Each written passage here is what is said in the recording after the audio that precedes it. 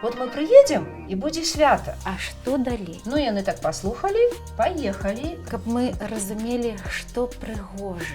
Лёгка, зладжана, спрытна. Фармулявалася нават такая сувязь, як сувязь горада і вёскі.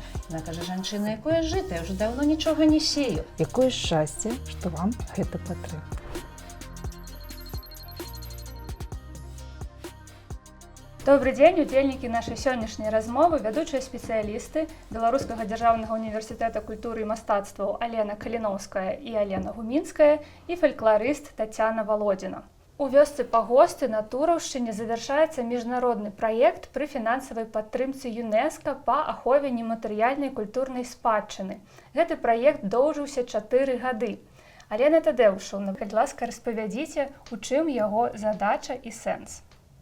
Праект, які называўся даволі проста «Рэалізацыя плана аховы вясновага абрада Юроўскі карагод у вёсцы Пагост Жыткавіцкага раёна», рэалізаваўся ў сувязі з тым, што вясновы абрад Юроўскі карагод быў уключаны ў спіс нематэрыяльнай культурнай спадчыны ЮНЕСКА, якой патрабуецца тэрміновая ахова. І Рэспубліка Беларусь запрасіла міжнародную дапамогу для таго, каб рэалізаваць комплекс мерапрыемстваў і падтрымаць гэты абрад, які сапраўды ўяўляе сабой вельмі такі поўны комплекс юроўскай абраднасці, характэрнай для гэтага рэгіёну. Гэты рэгіён мае зацікаўленую супольнасць, якая прыкладае шмат намаганняў па падтрымцы гэтага абраду, і таму быў прапанаваны комплекс розных мерапрыемстваў для таго, каб дапамагчы сіламі спецыялістаў універсітэта культуры і мастацтваў, акадэміі навук, зацікаўленых асоб, студэнтаў універсітэта культуры і мясцовай супольнасці. Ён уключаў комплекс семінараў адукацыйных, этнаграфічных экспедыцый, таксама цікавы летнік для студэнтаў і для дарослых прайшоў. Тады забеспячэнне мясцовага цэнтра традыцый у вёсцы Пагост, пэўнае матэрыяльна-тэхнічнае забеспячэнне. Усё гэта як бы сёлета завяршылася даволі вялікім фестывалем нематэрыяльнай культурнай спадчыны, дзе вот вынікі гэтай работы можна было пабачыць, а таксама прыцягнуць даволі вялікае кола людзей да таго, каб яны бліжэй пазнаёміліся са спадчынай Пагоста. Прайшоў гэты праект, хаця ён цягнуўся 4 гады, і таму сёння хацелася б падвесці некаторыя вынікі і зрабіць высновы, у якім напрамку варта рухацца ў ахове нематэрыяльнай спадчыны, якія, можа быць, дзеянні трэба ў меншай ступені ажыццяўляць. Карацей, такая была задача праекта, і сёння вот хацелася б зрабіць высновы з гэтай работы. Мы гаворым пра Юраўскі карагод з гонарам, што ён унесены ў спіс нематэрыяльнай культурнай спадчыны ЮНЕСКА, аднак мы бачым працяг фразы той спадчыны, якой патрабуецца тэрміновая ахова. Што менавіта значыць гэтая фраза, я думаю, што Тацяна Васильевна, вы можаце патлумачыць. Кожны абрад у традыцыі, у жыцці, ён мае тую ці іншую мэту. І ці рытуал, ці нейкае абрадавае дзеянне. І калі жыццё развіваецца так, што вось гэтая прагматыка, якая абумоўлівае ход абраду, пачынае адсоўвацца, па-першае, а па-другое, абрад не вельмі ёсць каму ўжо адбываць і праводзіць, паўстае цэлы шэраг канкрэтных пытанняў. А што далей? І вось добра ўсведамляючы, што ў гэтым абрадзе Юраўскі карагод увасоблены цэлы шэраг такіх светапоглядных, мастацкіх, самых розных уяўленняў, разумеючы іх важнасць, паўстала пытанне: што мы будзем рабіць далей? І вось што з гэтага атрымалася, можна доўга разважаць. Так, мэты ураджаю, дасягнення ураджаю, на зараз мала каго абыходзіць, асабліва з гарадскіх удзельнікаў.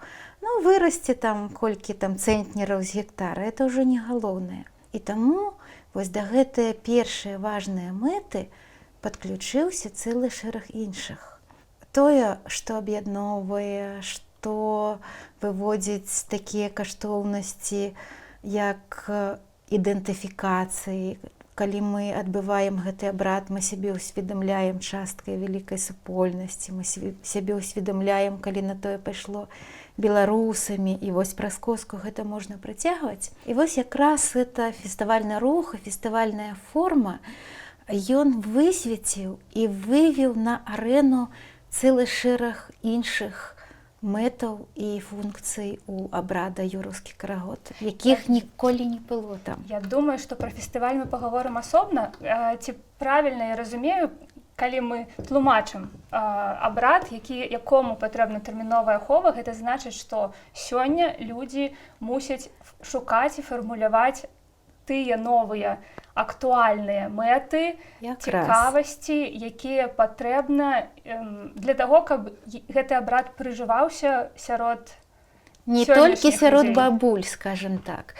І вось якраз пайсці паглядзець, наколькі вырасла жыта, дзеля гэтага не паедуць гарадскія ўдзельнікі. І нават, можа, і маладзейшыя вяскоўцы не пойдуць. І таму вельмі важна было заакцэнтаваць іншыя, не толькі земляробчыя складнікі самога юраўскага карагода, а іх даволі шмат. У сённяшні час юраўскі карагод – это зусім не пра абрад. Хоць і вельмі шмат спявалі пра юр'ю, які там будзе адмыкаць зямлю і выпускаць расу і далей. Але на сёння было важна зацвердзіць супольнасць вось як такое адзінае цэлае. Менавіта на гэта кіраваўся абходны характар абраду. Але пра гэта, можа, пазней мы яшчэ пагаворым. Калі мы кажам пра удзельнікаў, можна гаварыць канкрэтна на прыкладзе пагоста, тураўшчыны і вашага праекта, вашых устаноў, дзе вы працуеце. Хто удзельнічаў? Для каго гэта, можна сказаць, актуальна? Ці з прафесійнага гледжання, ці з асабістай цікавасці, якія людзі, прадстаўнікі якіх сацыяльных слаёў удзельнічалі ў гэтым праекце, у мерапрыемствах, звязаным з гэтым праектам і, як мы ўжо, напэўна, можам досыць гучна заяўляць, у пошуку нейкіх новых сэнсаў для нас, тых, хто жыве ў 21 стагоддзі. Па-першае, гэта мясцовыя жыхары, і не толькі вёскі Пагост. Мы са здзіўленнем высветлілі, што ў Жыткавінскім раёне да гэтага часу дзейнічае больш 10, можна сказаць, аўтэнтычных фальклорных гуртоў. Хоць яны носяць званне народны фальклорны калектыў, але іх рэпертуар будуецца менавіта на мясцовай спеўнай спадчыне, у кожнай вёсцы сваёй. 10 гуртоў толькі ў адным раёне. Мы нават не змаглі ўсіх запрасіць на фестываль, таму што проста немагчыма было ўсіх выслухаць. І аказалася, што гэтыя людзі не толькі ў Пагосце, але і ў суседніх вёсках зацікаўлены ў тым, каб да іх прыязджала моладзь, каб слухалі іх песні, каб наведавалі іх святы. І таму адной з такіх мэтаў было як бы аб'яднаць гэтых людзей і прадэманстраваць іх пэўную запатрабаванасць іх творчасці. Таму што каму яна цікавая і кім яна запатрабаваная, на сённяшні дзень таксама трэба пашукаць. Гэта не заўсёды як бы відавочна. І тыя людзі, якія жывуць сёння ў гарадах, у тым ліку актыўная моладзь, сучасная моладзь, хтосьці цікавіцца музыкай, хтосьці традыцыямі, яны як бы пра ўсё гэта чулі, ну, можа быць, глядзелі па тэлевізару, але не заўсёды ім зразумела і не заўсёды не маюць магчымасць як бы паехаць і паглядзець і паўдзельнічаць. І все гэтыя падзеі, якія мы ажыццяўлялі і ў гэтым годзе, і ў мінулым, як бы далі людзям такую магчымасць. І высветлілі вялікую цікавасць актыўнай гарадской сучаснай моладзі, і не толькі моладзі, людзей дарослых, людзей працуючых, людзей, можа быць, з іншых сфераў жыцця і прафесій. Цікавасць да таго, што адбываецца. Адчуванне, што вот гэтыя жывыя падзеі, якія людзі ладзяць у сябе ў вёсках, і юраўскі карагод у Пагосце, і ў іншых вёсках, і традыцыйныя кермашы, мясцовыя гулянні ў дзень праваслаўных святаў, якія ёсць у розных вёсках, зімовыя святы. Яны з такой жывасцю і шчырасцю святкуюцца, што калі ты прыязджаеш, знікае пытанне, ці ўмееш ты, ці не ўмееш, ці ведаеш, ці не ведаеш. І вот гэта, бадай, што было галоўным адкрыццём і дасягненнем, што ўдалося аб'яднаць гэтыя супольнасці, гэтыя групы людзей.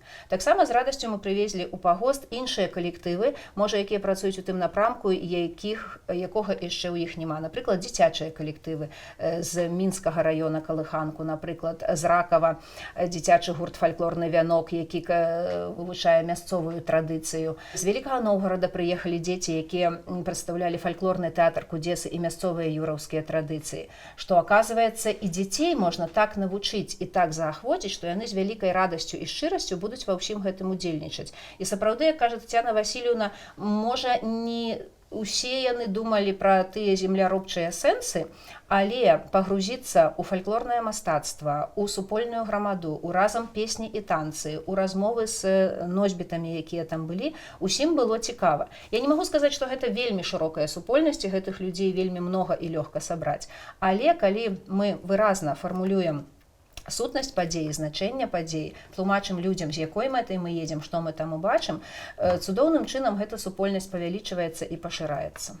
Напэўна, я б тут хацела ўдакладніць у Алены Васильевны, наколькі я ведаю, вы працавалі якраз за калектывамі, якіх нават не ўсіх атрымалася ўключыць у тыя ці іншыя падзеі ў межах праекта. Што б вы маглі сказаць, хто гэтыя людзі, ці гэта такі традыцыйны стэрэатыпны вобраз сталых людзей, якія не глядзяць далей за сваю вёску. Што яны кажуць, калі вы іх запрашаеце выступаць перад гасцямі? Як яны ўспрымаюць? Бо, напрыклад, я сама, будучы на тых ці іншых мерапрыемствах, я заўважала, што яны нават па-рознаму ставяцца да сваіх касцюмаў традыцыйных, не заўсёды адчуваюць гэтую каштоўнасць і могуць не так, як госці з іншых гарадоў успрымаць тое, што ў іх ёсць. Это правда. Я вот хотела сказаць, што сапраўды падчас гэтага праекта было вельмі шмат кантактаў менавіта і з прадстаўнікамі мясцовай супольнасці, менавіта, я б сказала, такой рэгіянальнай, да, туровскай. Было вельмі цікава з імі стасавацца, проста цікава, а менавіта то, як яны ставіліся да сваіх каштоўнасцей. І для мяне, напрыклад, як і проста для чалавека, не толькі для спецыяліста, які выконваў свае, можа быць, і абавязкі, і ў сэнсе яшчэ кантэкста сваіх асабістых зацікаўленняў. Тое, што мы з горада прыязджаем, мы кажам, вот это вашай каштоўнасці, яны не заўсёды гэта нават і прадстаўляюць менавіта каштоўнасці. Но это іх складнік іх звычайнага жыцця. Не толькі побытава, але і вот такога духоўнага. І часам пазначэнне вот такіх рэчаў, напрыклад, як прыгажосць іх строя мясцовага, іх адзення. Яны сапраўды часам казалі, ну, мы гэта бачым кожны дзень, для нас гэта штодзённа, а вы кажаце, што гэта вельмі прыгожа. І часам я зразумела, што вот это ўзаемадзеянне падчас святаў, якія мы наведвалі, вот Кермашу Алена ўзгадвала, і калядавання, калі мы казалі ім, што вот это вот каштоўна, яны са здзіўленнем гэта спачатку прызнавалі, потым прымалі, і ўжо калі мы наступны раз сустракаліся, яны з гонарам это паказвалі. Вось у нас такі строй, вось у нас такі фартух, і, напрыклад, вось у нас вышытая кашуля такой-то майстрыцы, і яны як бы падчас нашых стасункаў самі усведамлялі свае каштоўнасці, і это таксама было ў нейкім сэнсе для нас адкрыццём. Таксама было цікава з імі стасавацца наконт і іх творчасці. Выяснілася, што старажытных песень, прыказак, прымавак і іншых такіх форм вуснай творчасці народнай яны ведаюць, але яны не часта могуць нават гэта і прадэманстраваць і камусьці трансляваць. І таму яны шчыра і з вялікім імпэтам успрымаюць зацікаўленне ў гэтым з, напрыклад, з боку горада, з боку гарадскіх людзей. І вот падчас нашых сустрэч з мясцовымі людзьмі узнікала вось і афармулявалася нават такая сувязь, як сувязь горада і вёскі. Таму што часам вёска мае што, але не зусім нават усведамляе, што яна мае. А гарадскія як бы удзельнікі вось гэтай прасторы, яны кажуць, што яны ведаюць, што каштоўна, і часам вот это вот узаемадзеянне паказвае мясцовым, што ў іх ёсць каштоўнага. І вот такое вот узаемадзеянне вельмі цікавае адбываецца.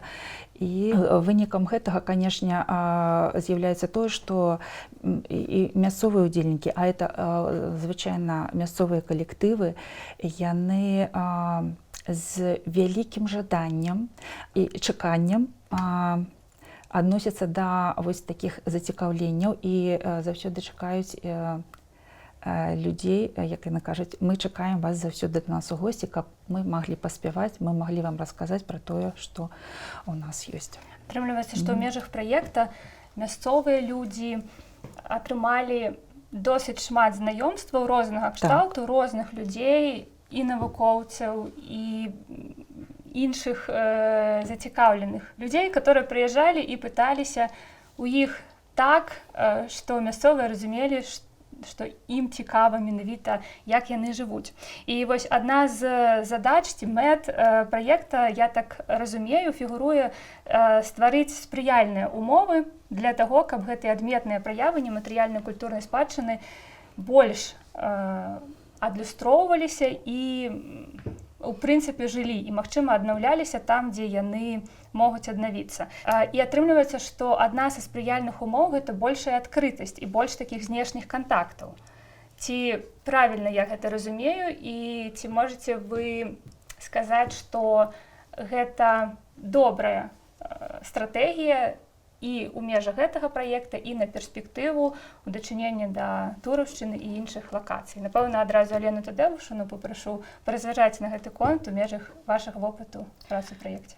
Я скажу больш того, мне здаецца, што это адзіная стратэгія. Это большая адкрытасць, больш кантактаў, таму што сёння вёскі змяншаюцца. Сёння няма такой актуальнасці сельскагаспадарчай працы, няма такой актуальнасці пражывання ў вёсцы. Да? То есть яны чыста дэмаграфічна, яны змяншаюцца. Меней людзей, меней удзельнікаў, меней людзей паглыбленых у якую бы то ні было традыцыю.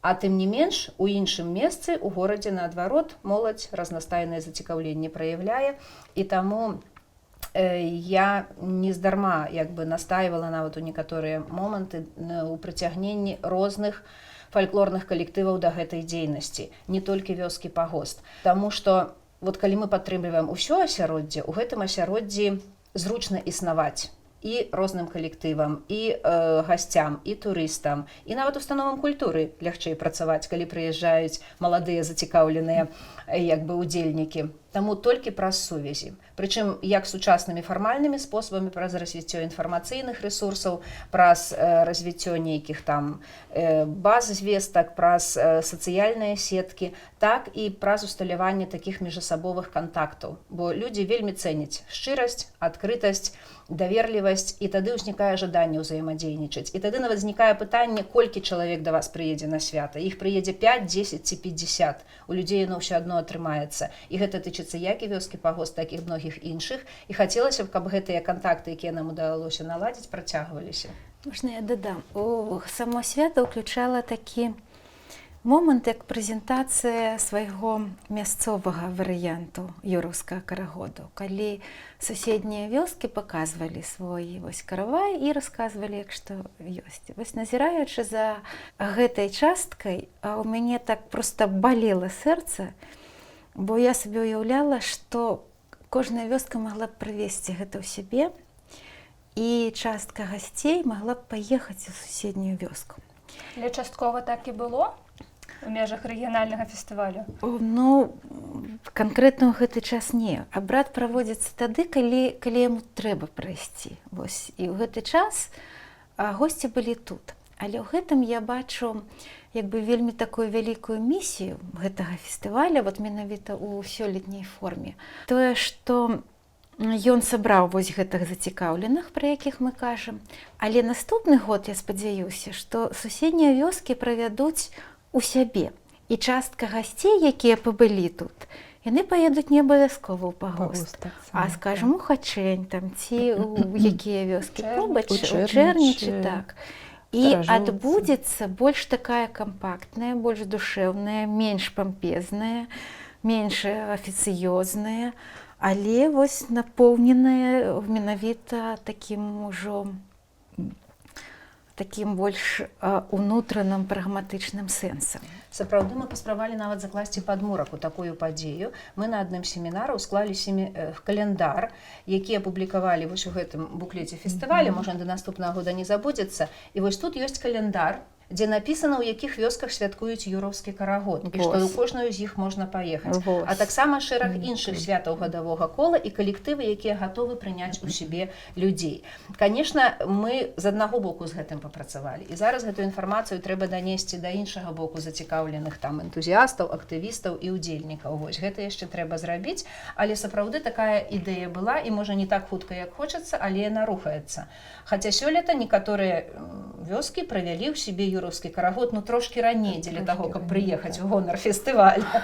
І каб удалося размеркаваць гэты поток удзельнікаў, але таксама уяўляю, што для гэтага трэба такая вялікая інфармацыйная работа. Мы, дарэчы, так спрабавалі. Мы ездзілі на Шчадрэц, з удзельнікамі летніка, якім спадабалася калісьці жыць і удзельнічаць у розных тураўскіх святах на Тураўшчыне і ў пагосце. Вось мы паехалі на Шчадрэц, і нас прыехала так многа, што як бы шчадраваць гэтай вялікай кампаніяй неяк было нават неёмка. Боже. І таму мы прапанавалі адной групе асоб, якія мелі самастойны транспарт, а паедзьце вы ў Рычоў, там будзе не менш цікава. Ну, яны так паслухалі, паехалі, кажам, ну, тады вяртайцеся на агульную вечарынку. Так вот, яны не вярнуліся. Яны паехалі, ім там спадабалася, яны там засталіся, толькі прыслалі нам цудоўныя фота і відэо. Таму, вот, скажем так, вот у такім рэжыме індывідуальным у нас гэта ўжо час ад часу атрымалася. Як гэта зрабіць вот шырока так, каб людзі так ведалі, дзе інфармацыя, ведалі, як правільна дамовіцца, таму што, ну, нельга прыязджаць з бухты-барахты. Всё-таки, калі мы прыязджаем у мясцовую супольнасць, мы як бы ў госці прыязджаем. І таму трэба спачатку спытаць, ці можна прыехаць, тады спытаць, з чым трэба прыехаць, ну і адпаведна паводзіць сябе як у гасцях, а не так, як бы мы прыехалі на культурнае мерапрыемства і чакалі бы, пака нам выканаюць усю праграму. Таму такія спробы намі пачаты, вельмі хочацца, каб яны працягнуліся. Вось тут я бы хацела абазначыць для слухачоў, што мы зараз падрабязна абмяркоўваем рэгіянальны фестывальны матэрыяльнай культурнай спадчыны «Карагоднае кола», які сёлета супаў з абрадам юраўскі карагод, які традыцыйна праводзіцца 6 мая, і атрымліваецца, што шматлікія госці фестываля з розных вёсак навакольных, з розных раёнаў і нават з розных краін усе былі ў адным месцы, у адным полі, па адных вясковых вуліцах ішлі, і адпаведна гэта было вельмі маштабна для вёскі Пагост.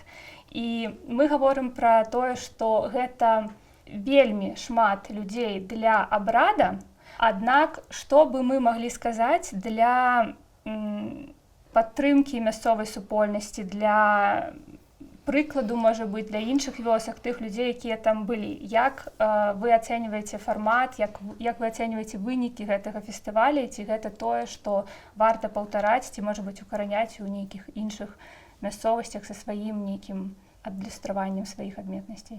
Ну, пытанне, ці варта аб'ядноўваць абрад і фестываль, яно застаецца адкрытым. Магчыма, час ад часу варта, але відавочна не кожны раз. Не кожны раз. Не першы раз спрабавалі ўжо правесці той ці іншы фестываль. Падчас юраўскага карагоду такія як бы спробы былі і раней. Таму хацелася б час ад часу як бы гэтую вялікую колькасць людзей як бы рассяродзіць па розных вёсках і святах на той жа Тураўшчыне. Я дадам. У гэтага абрада ёсць яшчэ адзін вельмі магутны складнік, які пры такім шматколькасным удзеле размываецца. А гэты абрад, акрамя пахода на ніву, уключае абход вёскі. Што такое абход вёскі? Вот можна, каб зразумець, што такое абход, можна супаставіць з тым, што, ну, напэўна, кожны з нас так ці інакш перажываў у жыцці. Калі мы ляжым у бальніцы, і вось абходзяць вот абход, ён так і называецца. Вот ляжаць хворыя на ложках. І ідзе там 2-3 чалавекі, 4 урачоў, там з медсёстрамі. Для чаго яны ідуць? Табе нешта выпісаць, табе там выявіць, добрае слова сказаць. Сказаць, што у цябе ўсё добра, цябе заўтра выпішуць. Вот уявім карцінку, што ў палаце 5 чалавек і камусьці абыход не падышлі. Вот ён ляжыць, всіх паслухалі, а яго не. Вось так адбываецца абход і ў часе свята.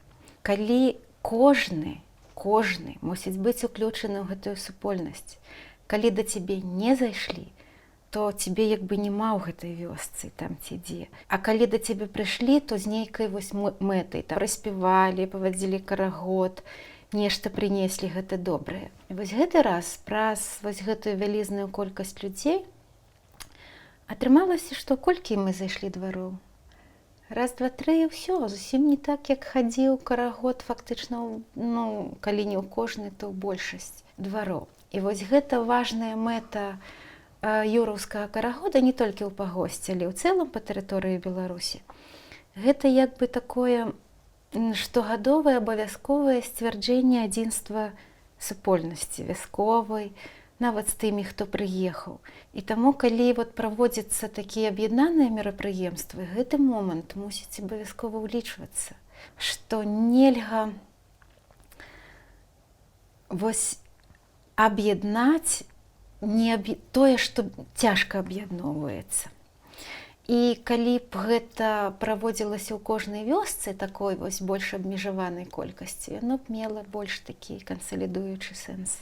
У такім разе у мяне ёсць удакладняючае пытанне, як захаваць баланс паміж тым, каб захоўвалася камернасць абрада ў канкрэтнай вёсцы і пры гэтым, каб быў здаровы прыток людзей, бо вёска змяншаецца, вёска памірае, і гэтыя людзі з боку маглі падтрымліваць гэты абрад, і пры гэтым натуральна ён бы праводзіўся. Павялічыць колькасць лакацый, это вельмі цяжка.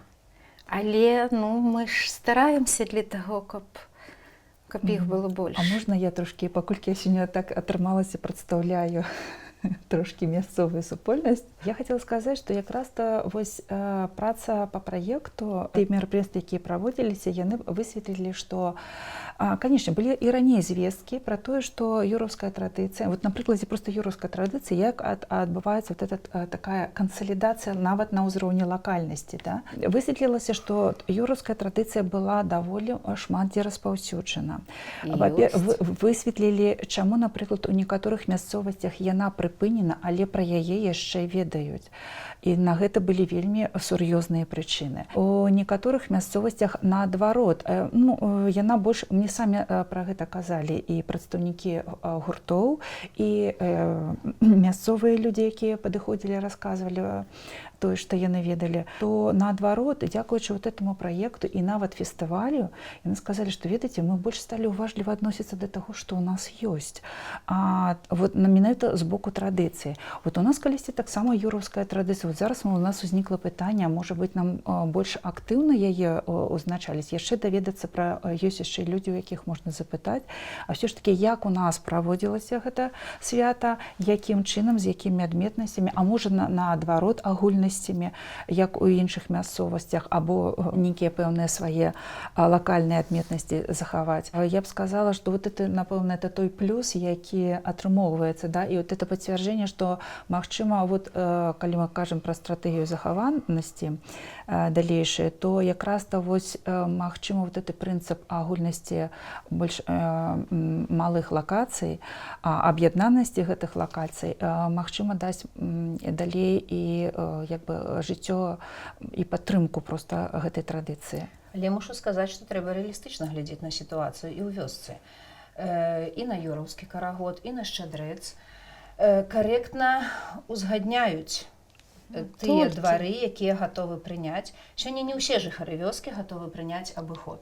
Хтосьці не ведае, як паступаць, хтосьці не лічыць гэта важным, таму кола людзей з тога боку, да, якія чакаюць і прымаюць, яно таксама сёння такое, скажам так, не зусім частае і шчыльнае. І таксама мы сутыкнуліся цікава на шчадрэц з такой з'явай, якая вот служыць падставай так грунтоўна падумаць, з чым мы сёння ідём, з якой сутнасцю абрада. На шчадрэц прыходзім у адны двор, як традыцыйна там, вот каб у вас там жыта расло і гэтак далей.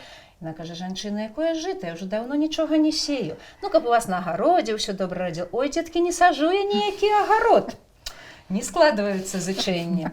Тады я гляджу, кажу, тады каб вашы юбкі, а ў яе клумбы з юбкамі і ружамі. Вось, каб юбкі добра цвілі. О, мае юбкі, і давай нам расказваць, як вот яна клапоціцца і гадуе іх. Вот это пра сістэму каштоўнасцей, што не заўсёды з традыцыйнымі віншаваннямі можна прыйсці і чакаць нейкага традыцыйнай рэакцыі. Вось, таму вот гэту традыцыю і іншыя варта ўспрымаць все-таки жывымі і прымаць тое, як да іх адносяцца людзі. Хаця ёсць і таксама і такое назіранне, што калі людзі бачаць, як іншыя прымаюць, як іншыя стасуюцца, спачатку не рашаюцца, не асмельваюцца, а пасля неяк, можа быць, і мы таксама на тым жа шчадраванні, проста яно было вельмі камернае, вельмі добра было назіраць. Мы зайшлі да сям'і, якая толькі што прыехала з Мінску вот так на сваё лецішча. Яны навогул не разумелі, што адбываецца, проста яны былі ў двары. Ім прыйшлося хуценька расказаць, што мы тут робім, і яны пагадзіліся прыняць калядоўшчыкаў, а пасля зацікавіліся і прыйшлі ў клуб на працяг. Таму такая вот адукацыйная дзейнасць, яна ўсё адно адбываецца і яна становіцца папулярнай. Ну, але не заўсёды гэта можна сёння асіліць толькі сіламі мясцовых устаноў культуры і жыхароў.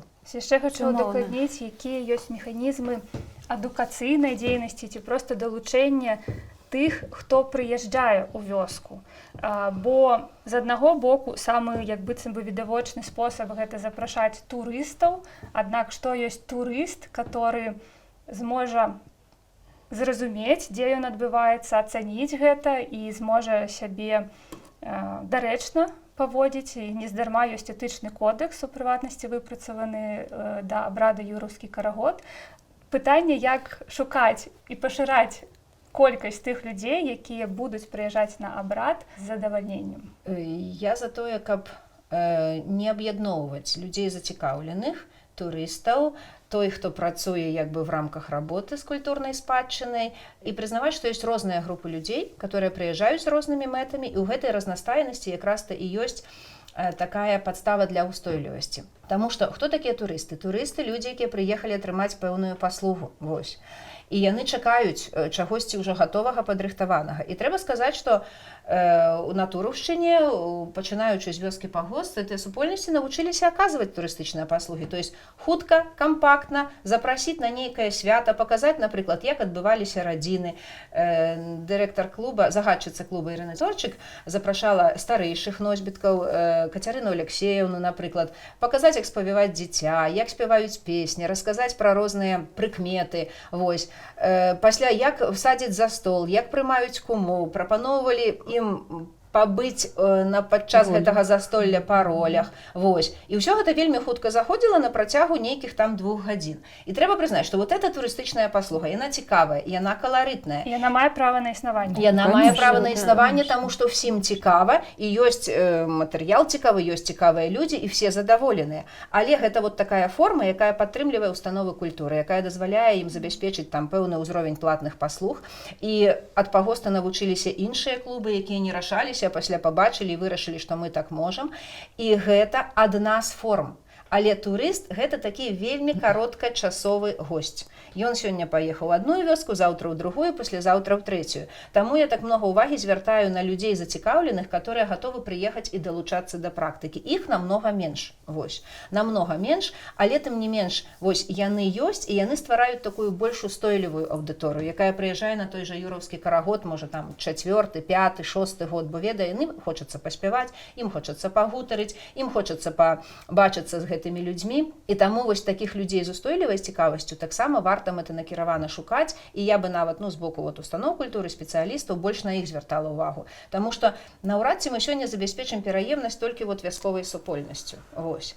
А вот такой як бы агульнай грамадой, то сёння сувязі ўзнікаюць у інфармацыйным свеце не па месцу лакацыі, а па месцу зацікаўленняў. І сёння ёсць гэта магчымасць зрабіць, і людзі у нас лёгкія на пад'ём.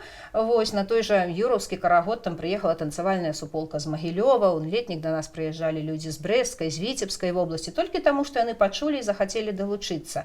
То есть калі людзі вот гэту каштоўнасць бачаць і разумеюць з дапамогай спецыялістаў, як можна ў гэтым прыняць удзел, яны адгукаюцца. Вось. І гэта я бачу вельмі такой перспектыўным напрамкам. Скажу ўсё ж такі ў абарону трошкі турызму.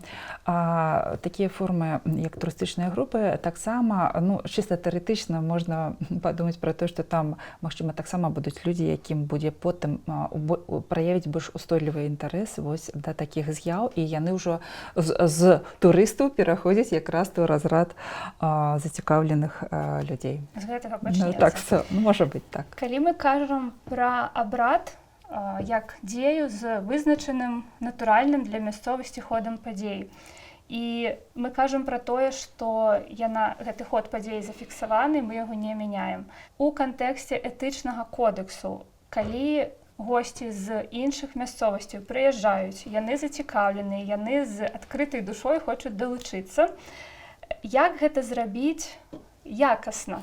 Я маю на ўвазе, напрыклад, ці карэктна прыязджаць у вёску Пагост і апранаць строй з Магілёўшчыны, ці з якіх-небудзь іншых рэгіёнаў, ці, напрыклад, прапаноўваць спевы з іншых рэгіёнаў. Наколькі гэта прымальна і як гэта ўспрымаецца? Вельмі складанае пытанне. І зноў жа, калі праводзіць абрад максімальна набліжана да аўтэнтыкі, то, конечно, ўсё гэта вельмі такое лішняе і пазбыткоўнае, і ненатуральнае. Але калі мы гаворым пра жывы характар традыцыі, то мне, напрыклад, заміналі тыя дзяўчаты, якія танцавалі перад карагодам. Яны настолькі выбіваліся вось гэты раз. І гэта ператварала сакральную паход на ніву і вяртанне адтуль у канцэрцік. І калі пачалі гучаць прыпеўкі, нейкія песні, то ўжо это зусім не тое Юр'е, якое я назірала 15 гадоў таму. Але час ідзе, і мы ўсё ж такі, як мы ўвесь час схіляемся вось у гаворцы да таго, што дзеля жыцця абраду трэба нейкія саступкі рабіць. І хай прыязджаюць у строях з Магілёва і спяваюць песні, можа, толькі не ў час, сам гэты такі сакральны момант, калі ідуць на ніву, ў часе абхода гэтай нівы. Но ўжо па вяртанні назад ужо можна пагадзіцца. Ведаеце, на прыкладзе таго, як гэта адбывалася зараз, падчас у гэтым годзе, ты ж самыя госці з Расіі, паколькі мясцовыя праводзілі, і гэта адна з мясцовых, галоўная такая прадстаўніца Ірына Цёрчык, то з гасцямі з Расіі было абгаворана іх удзел, напрыклад, у самім карагодзе на полі. Яна папрасіла іх не ўдзельнічаць. І яны стаялі збоку і назіралі за тым, што адбывалася на полі. Ужо падчас таго, як вярталіся, яны там ужо прынялі ўдзел у гэтым. Вы іх запрасілі, гаспадары. Я для сябе такі знайшла адказ, і ён мне падаецца вельмі лаканічным. Ахоўваючы нематэрыяльную спадчыну, мы мусім прывыкнуць ставіць у цэнтр не абрад і не падзею, а людзей. І людзі ў сябе гаспадары. Таму, калі я еду ў госці да гаспадароў з аднаго рэгіёну ў другі, то ж натуральна, што я апранаю свой строй лепшы і еду да іх у госці. І тады ўсё становіцца на свае месцы. То бок яны, як гаспадары, прымаюць у сваіх строях, мы, як госці, прыехалі ў іншых строях. Таксама, калі прыязджае так много людзей, сёлета мы з Ірынай Ціханаўнай пагаварылі пра тое, што варта, напэўна, гэтым людзям ўсё-такі расказаць. Конечно, мы спадзяёмся, што яны прыедуць і самі ўсё зразумеюць, таму в нейкі момант яна выйшла, сустрэла і проста расказала, што да чаго тут будзе адбывацца. Мы са свайго боку сфармуліравалі этычны кодекс, дзе пералічылі правілы, як для спецыялістаў, прадстаўнікоў сродкаў масавай інфармацыі, так і для ўдзельнікаў, што калі адбываецца, дзе можна далучацца, дзе трэба пастаяць у баку, да чаго можна далучацца толькі па запрашэнню гаспадароў. Конечно, такі складаны дакумент на 3 старонкі, можа быць, не ўсім давялося прачытаць, але нават тыя невялікія просьбы, якія мы выказалі, скажам, прадстаўнікам СМІ. Я іх сама асабіста папрасіла не выходзіць у карагод унутры, бо я бачыла карагод, дзе 10 карэспандэнтаў унутры і 10 звонку. І там хтосьці трошкі выказаў шкадаванне, што яны ж далёка ехалі і хацелі бы зняць, і мы дамовіліся, што яны зробяць гэта хутка. Таму гэта камунікацыя, калі вызначаны ролі і значэнне, мы прызнаём гаспадароў і іх пажаданні. Просто я сама, чалавек Ірына Ціханаўна, дазволіла гэтым гасцям ужо падчас абыходу удзельнічаць. І яны удзельнічалі як маглі. Ці можна не дазволіць? Можна.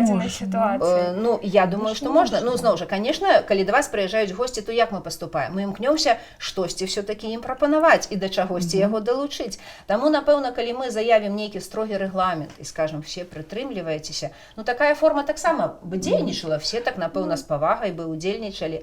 Але для такой жывых стасункаў, то лепей, напэўна, іх будаваць. Просто вопыт паказвае, што калі іх будуеш, то яны будуюцца.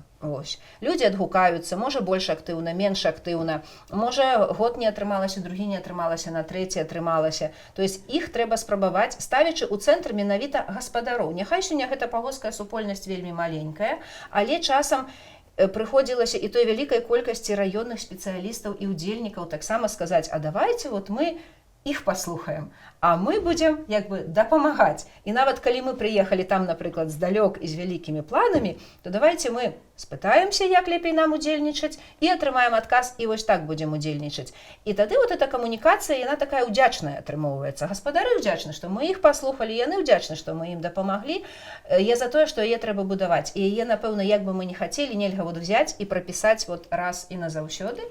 І так робіцца не толькі ў пагосці. Вот я бачыла ў тым жа Новым Палесе на стрэчанні, да, як па-майстэрску гэтыя 4 жанчыны, якія там сёння засталіся ў фальклорным гурце, спраўляюцца з гэтымі 200 гасцей, якія прыехалі, і ўсім усё зразумела, але яны тлумачаць, яны расказваюць, яны паказваюць. Зразумела, што падчас абраду яны гэтага не рабілі. Але калі прыехалі госці, то яны надаюць ім такую увагу, у тым ліку расказваючы, паказваючы і далучаючы такім спосабам. Мне здаецца, гэта можа быць. Але гэта трэба рухаць, развіваць і прыкладаць намаганні. Ну, агульна, да, вот трэба выстройваць камунікацыю паміж тымі, хто прыехаў, і гаспадарамі. Найперш, гэта, напэўна, задача на практыцы, гэта задача прадстаўнікоў культурных устаноў, сельскіх клубаў, домаў культуры. Складана бывае. Установам культуры прывычней працаваць па загадзя распісаных сцэнарах. Прадстаўнікоў устаноў культуры, асабліва калі гэта нейкія кіраўнічыя, трошкі палохае сітуацыя, калі мы кажам, што вот мы прыедзем і будзе свята. То есть, як бы вот такая некіруемая. І таму, згодна з сённяшнімі умовамі, трэба чаргаваць. Вот на фестывалі мы паспрабавалі такія рэгламентаваныя падзеі чаргаваць з такімі вольнымі пляцоўкамі.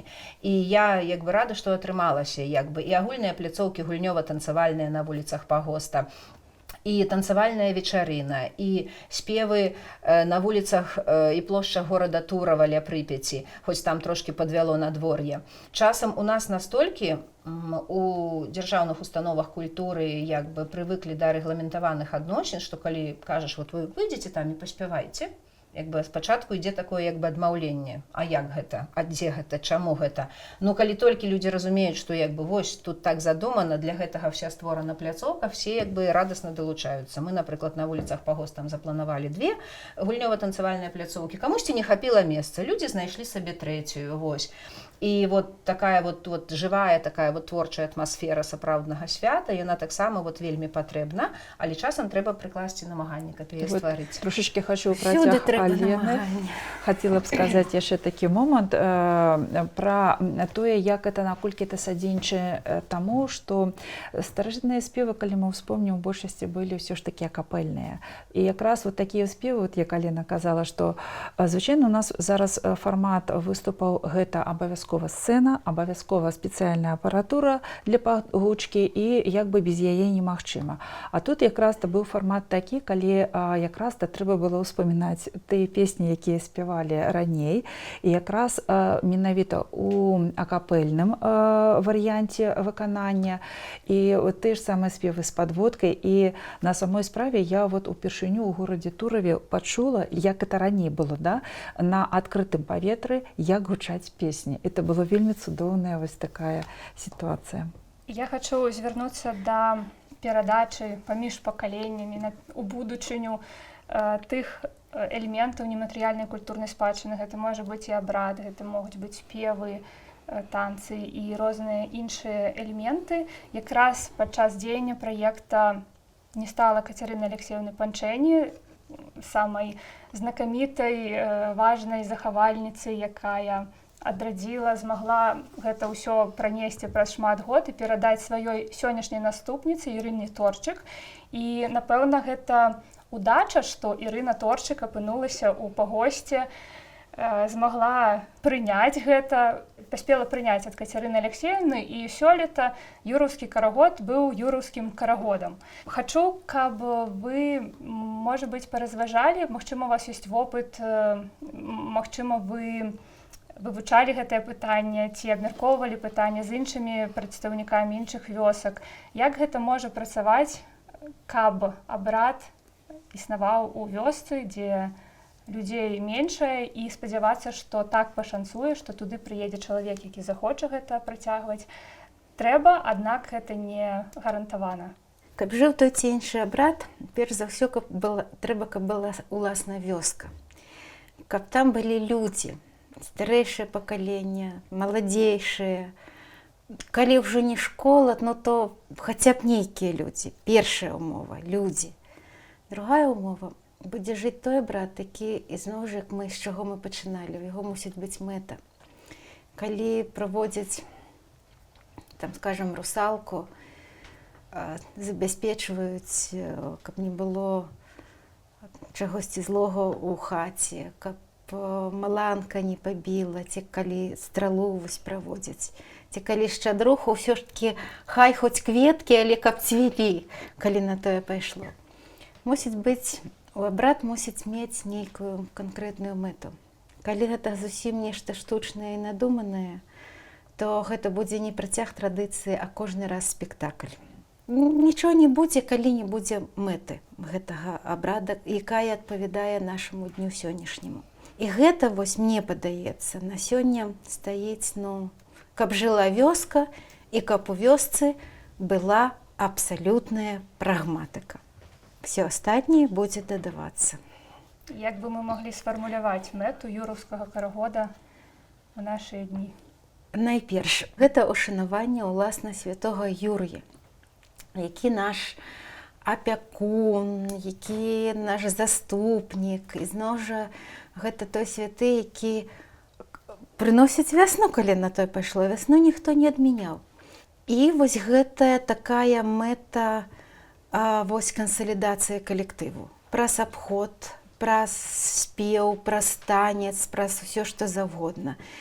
І вось толькі затым земляробчы і жывёлагадоўчы складнік. Але найперш это аб'яднанне, сцвярджэнне калектыва у яго еднасці, цэласнасці, у пачатак вось гэтага веснавога такога комплексу. Хай сабе з прыблудамі, калі на тое пайшло, гаспадары тыя, хто іх падтрымлівае. Але гэта вот такое ўсё роўна сцвярджэнне. Пытанне пераемнасці складанае пытанне. Кацярына Алексеевна за сваё жыццё натхніла вельмі вялікую колькасць людзей. І не толькі ў сваім пагосці і раёне, але і в обласці, і ўсёй Беларусі, і за мяжой. Таму як бы натуральна, што з'явіўся такі чалавек. Прычым ён з'явіўся не адразу. Некалькі змянілася загадчыкаў пагосцкага сельскага дома культуры, некалькі разоў змяніліся кіраўнікі фальклорнага гурта Міжрэчча. Таму гэта складана, зноў жа, в сілу таго, што зусім малая колькасць людзей як бы жыве ў вёсцы, і таму без падтрымкі вёсак адзін адным паміж сабой. Гэта раней яны былі па 1000 чалавек, яны былі самадастатковыя. Сёння ў гэтых вёсках добра калі сотня людзей жыве, таму мы гэта назіраем, і гэта трэба працягваць. Калектывы падтрымліваюць адзін аднога. Ужо як бы сталі цікавіцца больш падзеямі, хтосьці больш сябруе, хтосьці менш, далучаюцца, прыязджаюць, падтрымліваюць, па ўласнай ініцыятыве прыязджаюць. Гэта важны фактар. Ну і, канешне ж, хацелася сказаць пра выхаванне і адукацыю дзяцей, таму што для таго, каб хораша адбываўся, які б то ні было абрад, нават калі мы добра разумеем яго сэнс, трэба пэўныя уменні і веды ў спевах, у танцах. І гэта сёння далёка не лёгка даецца нават спецыялістам, которые атрымоўваюць адукацыю. І, на жаль, з адукацыяй у нас у гэтым напрамку ёсць пэўная праблема. Вось мы бачылі на фэсце дзяцей з Вялікага Новгарада, якія атрымоўваюць адукацыю музычны фальклор на працягу 5 год у школе мастацтваў. Вось. Распрацаваная праграма, якая ўвасоблена. Таму яны ўсё гэта робяць лёгка, зладжана, спрытна. Навучыліся. І бачна, што ўсё, што сабрана было іх кіраўнікамі ў якасці этнаграфічнага вялікага архіва, перапрацавана і данесена да моладзі, і яно стала ўжо пэўнымі уменнямі. На жаль, у нас у Беларусі сёння няма такой адукацыі ў плане фальклорнага мастацтва і музычнага фальклору. Ні на школьным узроўні, ні на сярэднім, ні на ўзроўні вышэйшай адукацыі хутка як бы можа не быць. Бо нашы студэнты універсітэту культуры і мастацтва, якія сёння ўдзельнічалі ў абрадзе, паказалі вельмі харошы ўзровень валодання матэрыялам і вельмі такую вялікую здольнасць падтрымаць носьбітаў. І яны не самі па сабе гэта навучыліся. Выкладчыкі неаднаразова вазілі іх у этнаграфічнай экспедыцыі на абрад, і яны на працягу 2 месяцаў адмыслова рыхтаваліся да таго, каб далучыцца в абрад. Таму падчас юраўскага карагоду сёння так лёгка нязмушана гучалі песні ў полі, гучалі песні на пляцоўцы. Але я вярнуся. Вось Чырачка, Лельчыцкі раён. Вёска вялікая, дзяцей шмат. кожны год гэтыя дзеці ад самага, як толькі яны могуць ісці, яны ідуць з гэтай працэсіі на вось гэтыя горы. Яны чуюць гэты спеў. Хочаш, не хочаш, ты гэта ўспрымаеш, хтосьці больш актыўна далучаецца, хтосьці пад прымусам калектыва, там, ці бацькоў, ці настаўніцы, якая там стукне кулаком. Але там вот назіраецца такі больш натуральны гэты працэс. Можа, яны дрэнна, намнога горш праспяваюць, чым студэнты універсітэта культуры, але гэта настолькі арганічна. І вот там думаеш, што пакуль яшчэ гэтыя дзеці вырастуць, там гэта будзе жыць. Потому што вёска вялікая. Вось. І гэта вялікі фактор. Трэба, А каб много былі вёсак у нас людзі. невялікіх. Каб былі людзі. І тыя ж дзеці таксама, трэба сказаць, будуць далучацца. Яны стануць рана ці позна маладымі людзьмі, которые хочуць зацікавіцца рознымі трендамі сучаснымі. І вот калі ёсць тыя, хто прадстаўляе фальклорнае мастацтва на высокім мастацкім узроўні, вот да такога хочацца далучыцца і натхніцца. А можа быць такое, што гэта нешта такое пабытовае, простае, на што тут звяртаць увагі. Вось не хацелася б, каб гэта адбывалася, хацелася, каб былі такія людзі, якія захоўваюць фальклорнае мастацтва на хорошым мастацкім узроўні, якіх прыемна слухаць, бачыць, чуць і думаць, што дык мы ж таксама, напэўна, так можам, тым больш, што калі мы гэта ведаем. Вось вот гэты ўзровень хацелася б захаваць. І яго, на жаль, все менш і менш людзей у нас як бы так прафесійна захоўвае, але зноў жа вельмі абнадзейвае, што вялікая колькасць такіх аматарскіх нефармальных суполак фарміруецца ва ўсякім разе ў вялікіх гарадах, як горад Мінскі, нашы абласныя цэнтры, которые, не гледзячы ні на што, спяваюць песні, іграюць на музычных інструментах традыцыйныя, танцуюць традыцыйныя танцы, і з гэтага ўжо ім цікава паехаць і далучыцца да того ці іншага абрада. Выклікае спадзяванне, што, можа быць, такая сувязь паступова дасць нашым традыцыям жыццё. Мне падаецца, што тут абсалютна ўсе формы будуць прыдатныя. Галоўнае, каб яны былі. Потому што калі адукацыйныя формы зусім сыдуць у нябыт, это будзе вельмі дрэнна.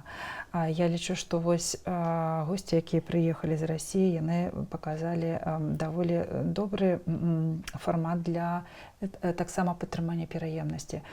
А у нас, на жаль, такого фармата не існуе. Але ў нас былі школы мастацтва, якія працавалі ў фальклорным напрамку. Больш за тое былі распрацаваныя праграмы, але вот, на жаль, яны і шкада, што іх дзейнасць прыжылілася, і, можа быць, яна будзе адноўлена. Вельмі бы, конечно, хацелася, каб і такія фарматы таксама існавалі. Не толькі зацікаўленне, таму што зацікаўленне это, конечно, добра.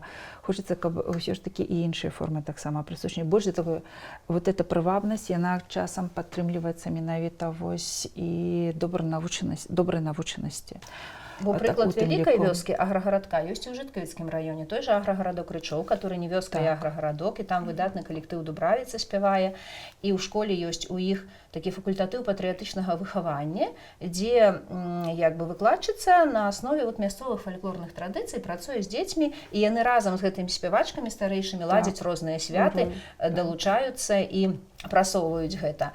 Але наколькі дзеці змогуць пераняць менавіта той высокі ўзровень спеўнага мастацтва, які захоўвае калектыў Дубравіца, які таксама мае статус гісторыка-культурнай каштоўнасці, гэта ўжо іншая справа.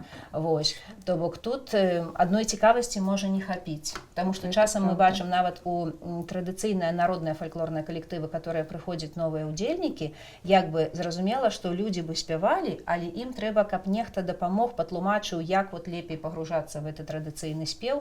І нават такой адукацыі для дарослых пераемнікаў як бы таксама крышку не хапае. Вось. Але тая невялікая кола людзей, якія ёсць, у тым ліку выкладчыкі нашага універсітэта, спецыяльнасці этнафоназнаўства, як бы да гэтага часу в гэтым напрамку мэтанакіравана працуюць і са студэнтамі, і з іншымі жадаючымі, і па магчымасці далучаюцца да самых розных абрадаў. У дачыненні да невялікіх вёсак яшчэ ўзнікае пытанне, калі вёска мала населеная, вось як пагост, то мы па сутнасці гаворым пра адзін абрад юраўскі карагод, і ён вельмі моцна інфармацыйна падтрыманы, прарэкламаваны, прапіяраны рознымі спосабамі. Аднак у традыцыі, у норме гэта адна арганічная частка, якая складалася з многіх элементаў на працягу цыкла усяго земляробчага года календарнага. Тут можна сказаць па-рознаму. Таму ўзнікае пытанне, ці гэта актуальная форма, калі ёсць адзін акцэнт у дачыненні да вёскі, вось юраўскі карагод у пагосце, і мясцовая супольнасць яго падтрымлівае ў першую чаргу, і іншыя людзі ў першую чаргу асацыююць пагост з гэтым абрадам. Якое ваше меркаванне на гэты конт? Там яшчэ жаніцьба коміна ёсць. Таксама іхні тренд. Але на сёння гэта, напэўна, не страшна. Канешне, у традыцыі так не было. Адно магло быць больш такое ўрачыстае, але увесь цыкл праходзіў. Але гаварыць сёння пра увесь цыкл, не маючы вось гэтых мэтаў, пра якія мы ўвесь час, да якіх вяртаемся, это мусіць ўжо і нерэальна. Хаця некалькі акцэнтаў, калі магутная вясковая суполка зацікаўленая ў традыцыйнай культуры, то там будзе некалькі акцэнтаў, як тое ж калядаванне, і вось жаніцьба коміна асенняе, і веснавы. Так, і вось веснавы карагод. І яшчэ, конечно, мы падчас праекту азнаёміліся з такой цікавай сітуацыяй, як кірмашы. Прычым не кірмаш, а кермашы. Алена ўжо згадывала пра стольныя святы. Прычым на рэгіён Тураўшчыны, Жыткавіцкі раён, вельмі моцна распаўсюджаны. Прычым у кожнай вёсцы в Тураўшчыны свае кермашы. Вось, і, дарэчы, у меня просто трошки свая асабістая сітуацыя здарылася, калі я спачатку, даведаўшыся, што існуюць такія святы на Тураўшчыны, даведалася, што ў маёй вёсцы таксама існаваў кермаш. Усюды, па ўсёй тэрыторыі існавалі. Таксама цікава, ён быў звязаны якраз-то з памінаннем продкаў. То вось вельмі цікава, на радоніцы прыходзілі, вот у нас быў рогаўскі кермаш. Зноў жа той календар, які мы склалі вось у рамках праекта і апублікавалі, ён там якраз і расказвае пра шэраг гэтых святаў. Зноў жа мы спыталіся, куды вы гатовы былі запрасіць гасцей. І таму у тым жа пагосці там разы 4, у той жа Рычоў можна паехаць там разы 2 на год. Канешне, уявіць, што шчыльна все будуць наведваць гэтыя святы, цяжка. Але гэтую інфармацыю варта распаўсюджваць, і ёсць такія людзі, которых задавальняе такое невялікае гасцяванне, скажам так, больш такое падобнае на этнаграфічныя экспедыцыі, на супольныя спевы. Таму і яго варта заахвочваць. Карацей, тут усе формы, напэўна, падыдуць, таму што такая сітуацыя як бы вельмі ненадзейная, і вельмі вялікая канкурэнцыя для той жа і моладзі, і жыхароў, і горада. Вось, і таму, не паказаўшы вот эту глыбіню і, уласна кажучы, вот это вот задавальненне традыцыйнай культуры, у якое так добра паглыбіцца, вось, цяжка разлічваць, што толькі распаўсюджваючы інфармацыю мы можам як бы дасягнуць нейкай увагі. Вось у заключэнне нашай размовы хачу вярнуцца да сэнсаў архаічных і актуальных, якія чалавек можа выкарыстоўваць, на што чалавек можа абапірацца, калі ён шукае штосьці у традыцыйнай культуры, што можа весці да дзеянняў, а не толькі да ведаў, што такое было ў рэтраспектыве, але каб гэта было і ў перспектыве. На што чалавек можа звяртацца, гэта пытанне да ўсіх. Наогул у традыцыі вось чалавек быў скіраваны на тое, каб сваімі абрадавымі дзеяннямі падтрымліваць існы светават. Наогул лічылася, што дзеля таго, каб мяняліся поры года, каб рос ураджай, каб цяліліся кароўкі, давалі малачко, знаёміліся маладыя людзі, нараджаліся дзеткі, што ўсё гэта не проста натуральны ход падзей, а ён мусіць падтрымлівацца цэлым шэрагам вось такіх святочных, рытуальных, абрадавых дзеяў. І фактычна кожны дзень і кожная пара года і кожны там буйны комплекс, ён быў вельмі насычаны гэтымі святамі. Мы гэта ў многім, калі не згубілі, то губляем.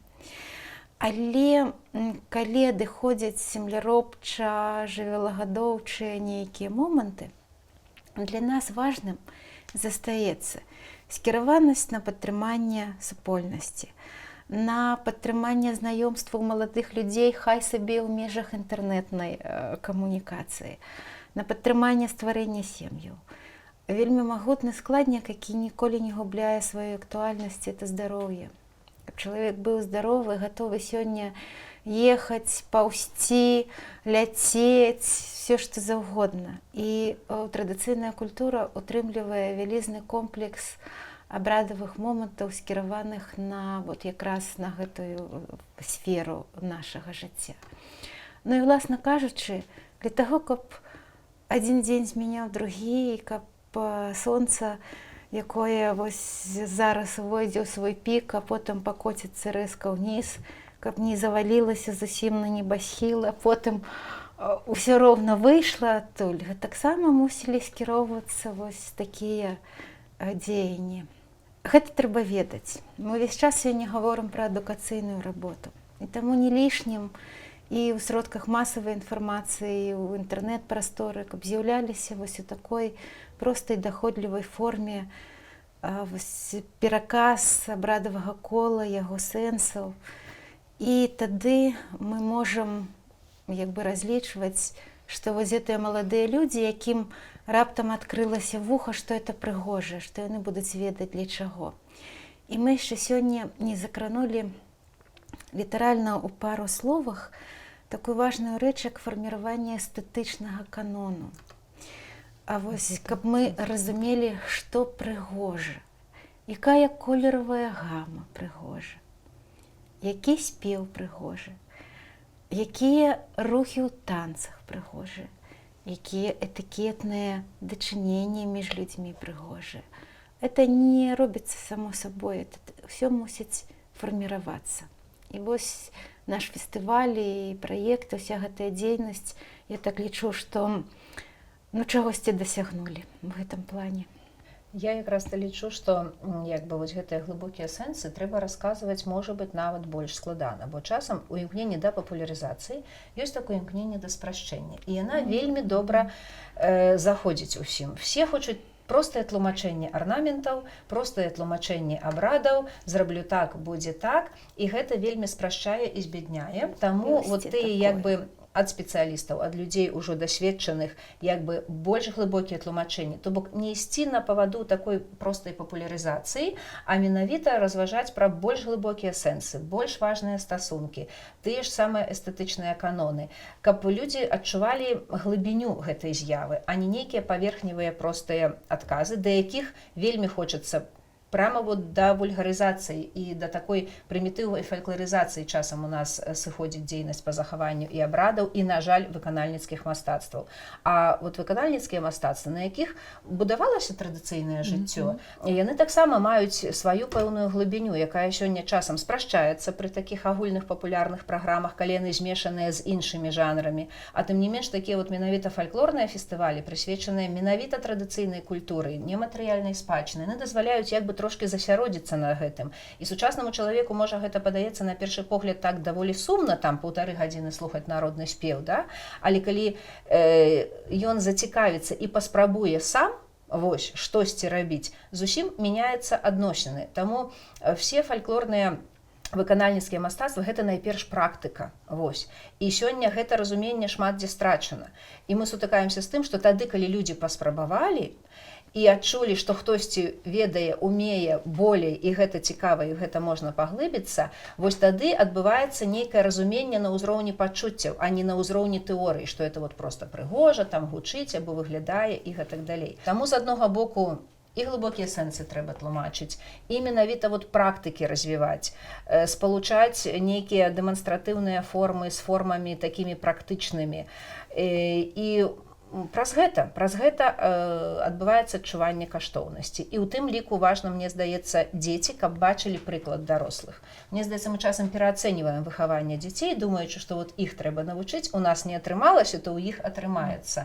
Мне чамусьці здаецца, што гэта ўсё пачынаецца з дарослых. Як ёсць дарослая супольнасць, якая шчыра, натхнёна бавіць час або едзе там кудысьці далёка, каб далучыцца да нейкага абраду. Вот. І дзеці, якія ходзяць з імі, нават калі яны на пачатковым этапе і выбіраюць нейкія больш сучасныя сферы, в нейкі момант яны ведаюць, што гэта ёсць, і яны таксама гэта могуць. І раптам яны таксама прыходзяць у тыя ці іншыя сферы традыцыйнай культуры. Паглыбленне, як ні круці, ні спрашчэнне, ні папулярызацыя, часам хочацца сказаць, а менавіта паглыбленне ў традыцыйную культуру. Можна сказаць пра адказнасць чалавека знайсці гэтыя сэнсы, а не проста прыняць гатовае нешта. Ну так. Калі прайшоў фестываль, я звязвалася з некаторымі удзельнікамі нашага фестывалю менавіта з Тураўшчыны. І ведаеце, зараз хочу закончыць, напэўна, нашу размову словамі Ганны Мікалаевны Бурак з аграгарадка Рачоў. Яна кіруе гуртом Дубравіца. Яна сказала, што фестываль – это вельмі добрая з'ява. Кажа, мы гэта будзем памятаць вельмі доўга. А яшчэ яна сказала такую фразу: якое шчасце, што вам гэта патрэбна. Дзякуй за размову.